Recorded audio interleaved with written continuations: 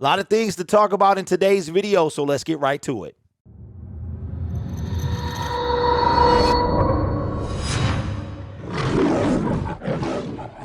Hello, everyone. My name is Derek, and welcome back to Detroit Lions Syndicate. You already know what we do on this channel, so let's get right into it. The Detroit Lions brought in DJ Chark yesterday to probably be that #1 deep receiver, and he signed a $10 million deal. Comes out today that Brad Holmes actually signed the deal in a way that if Chark is not on the team for the next 2 years, he'll still be getting paid. The way that this thing is structured is kind of genius. I have to give Brad Holmes a lot of credit here.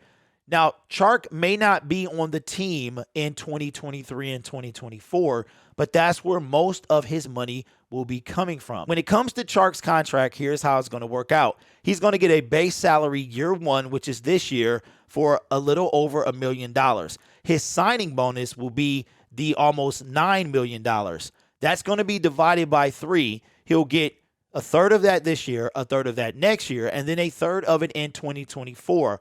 Obviously, if he stays with the Detroit Lions, then that probably will be reworked. But that is how that's going to happen. I actually think that's pretty good. And with all that happening, the cap hit for this year for DJ Chark will be $4 million, which leaves the Lions some room to work with to bring in at least one more player.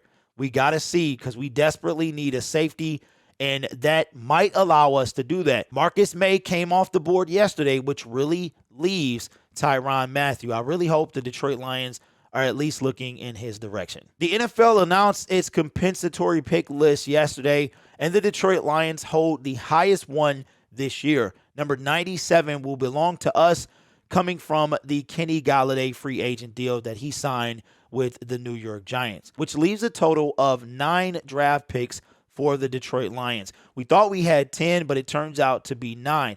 Could be worse. Found out that the Trinity Benson, we are only on the hook for a 5th round pick, not the 7th round pick, because the conditions for the trade, Trinity Benson didn't meet anywhere close to those conditions. So because of that, we only gave up a 5th round pick for Trinity Benson. So even though Trinity, it looks bad overall, it doesn't look as bad as it did before. So at least that's some good news out of that. Of those 9 picks, the Detroit Lions have round 1, pick 2. Round 1, pick 32 comes from the Rams. Round 2, pick 2, 34th overall. Round 3, pick 2, 66 overall. And here's where the Kenny Golladay compensatory pick comes in. Round 3, pick 33, 97th overall. Round 5, pick 34, 177th overall, comp pick. Round 6, pick 2, 181st overall. Round 6, pick 39, 217th overall, which is also a comp pick. Round 7, pick 13, 234 overall via the Browns. Would be nice to have a 4th round pick, but the Detroit Lions traded away that pick this year for linebacker Derek Barnes. So as of this moment, we don't have a 4th round pick. That 7th round pick is a little weird. In 2019, we traded for a guy from the Cleveland Browns named David Blau, who has been on our team ever since. And what we did, it seems like it was so long ago, we actually swapped 7th round picks with the Cleveland Browns. So what we got was David Blau, and what they got was our 7th round pick this year. So we'll pick their 7th round, where they would be picking in the 7th round. They will be picking where we should have been picking in the 7th round via the David Blau trade. With that being said, knowing that we now officially have 9 picks, one short of the projected 10 that we have been saying all year, the Detroit Lions' main priority, if you ask me, is to trade back. We have to get people to bite so that we can trade back. We need at least 11 to 12 picks in this draft.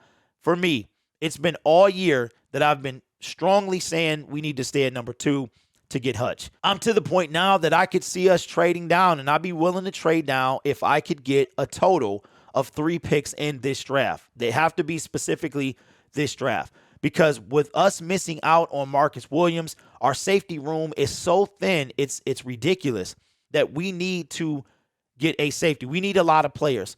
Doesn't look like we're going to sign one in free agency, which means that we're going to have to at least pull 2 safeties, 2 linebackers. We need 2 wide receivers. So we need a lot of people, and trading back to me would help us do that. So I'm hoping that the Detroit Lions are able to get somebody to trade up to that number 2 spot and we can go back, but not too far back, staying in the first round potentially. I need 3 players out of this draft. That's what I would need to trade, but it all depends on how far the Lions would trade back. If somebody is trading into the top 10, they could probably get those 3 players. We need players on this team, and we don't have them. If the Lions are able to get a safety in free agency, then maybe we can stay at number 2. But right now, it doesn't look like that's going to happen. So I'm hoping the Lions can get somebody, some trade bait, and trade back. With the new league year starting today, it's going to be very curious if the Lions have anything up their sleeve. We've seen a lot of wishy-washy, a couple players flip from one deal, one team to another. I don't know if that's going to happen with anybody else, but maybe the Lions have something up their sleeve because we still need a move made for a safety. My name is Derek. This is Detroit Lions Syndicate. Thank you for helping us reach 1,300 subscribers yesterday. Trying to get to 1,500 before the draft. That would be amazing. You guys are awesome. Take care of yourself. And as always, go Lions.